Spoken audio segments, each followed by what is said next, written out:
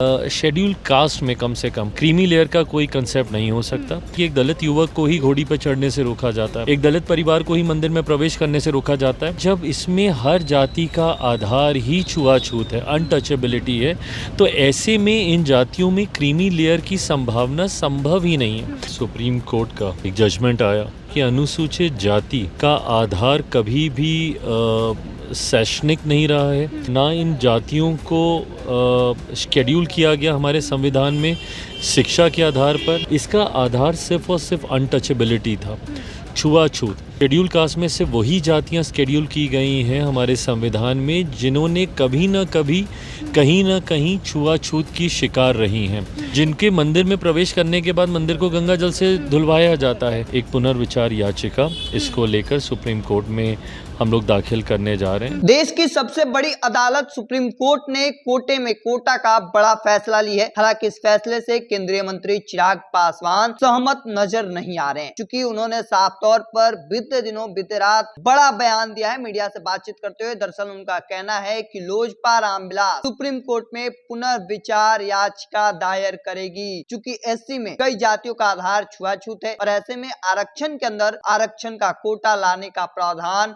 नहीं हो सकता है। तो देखिए, चिराग पासवान ने बीते रात बड़ा बयान दिया है। जो फैसला लिया गया है उस फैसले को चुनौती देने वाले हैं चिराग पासवान। फिर से कोर्ट में पुनर्विचार याचिका दायर करेंगे। हालांकि उन्होंने पूरा बयान क्या कुछ दिया है, पहले उनके पूरे बयानों को सुनिए। इस तरीके से सुप्रीम कोर्ट का एक जजमेंट आया और उसमें जिस तरीके से रिजर्वेशन विद इन रिजर्वेशन करने के प्रावधानों को संभव किया गया है उन ऑब्जर्वेशंस में, ये हम लोग के लिए एक चिंता का विषय है, क्योंकि अनुसूचित जाति का आधार कभी भी शैक्षणिक नहीं रहा है, कभी भी आर्थिक नहीं रहा है, ना इन जातियों को शेड्यूल किया गया हमारे संविधान में शिक्षा के आधार पर, ना इनको शेड्यूल किया गया हमारे संविधान में आर्थिक दृष्टि से कि कौन कितना अमीर है, कौन कितना गरीब है।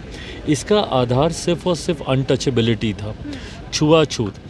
शेड्यूल कास्ट में से वही जातियां शेड्यूल की गई हैं हमारे संविधान में जिन्होंने कभी ना कभी कहीं ना कहीं छुआछूत की शिकार रही हैं, जिनको देखना तक, जिनको गांव से बाहर रखा जाता था, छूना तक पाप माना जाता था, देखना तक पाप माना जाता था, ये वो जातियां हैं।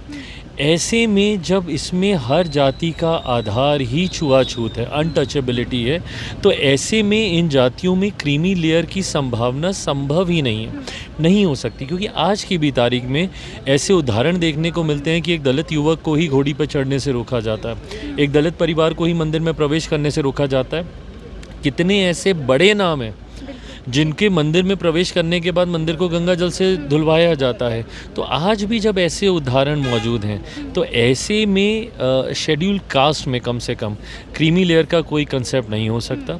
लोक जनशक्ति पार्टी रामविलास भी एक पुनर्विचार याचिका इसको लेकर सुप्रीम कोर्ट में हम लोग दाखिल करने जा रहे हैं। हम लोग मानते हैं कि इससे समाज में बंटवारा होगा और ऐसे में अनुसूचित जाति पूरी जमात एकजुट हो और एकजुटता से अपने हक की लड़ाई लड़े, उसके लिए ऐसे बंटवारे को कतई मंजूर नहीं किया जा सकता। अगर आपके रिव्यू पिटीशन को रिजेक्ट कर देती है सुप्रीम कोर्ट, तो आगे क्या कीजिएगा? We'll cross the bridge when it comes. बहुत जल्दी है।